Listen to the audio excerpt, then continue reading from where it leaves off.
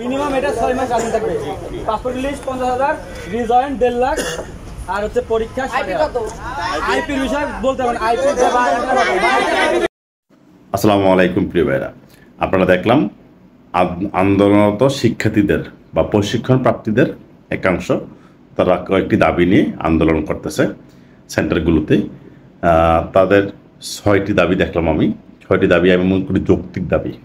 আমি দাবিগুলো আপনাদেরকে পরে শোনাচ্ছি। 1 নম্বরে তারা দাবি করেছে যে পরীক্ষা 5,20,000 টাকার মাধ্যমে সেন্টারে পরীক্ষা করাতে হবে এবং এটি প্রতি মাসে স্থির থাকবে, বাড়ানো যাবে না।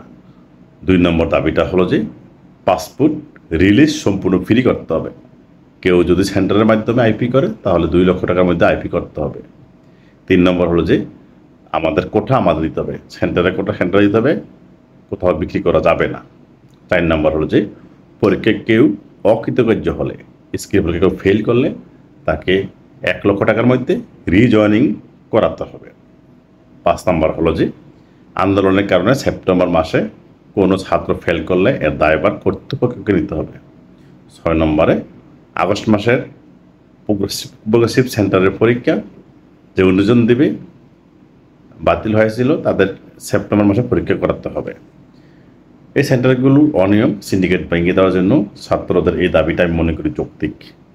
কে মনে করেন যে বর্তমানে যে অরাজকতা হতেছে ট্রেনিং সেন্টারগুলোতে তার সাথে এই দাবিগুলো একমত কিনা কমেন্টে জানাবেন। অচিরেই বাংলাদেশ সিঙ্গাপুর ট্রেনিং সেন্টারগুলোর অরাজকতা বন্ধ করা হোক।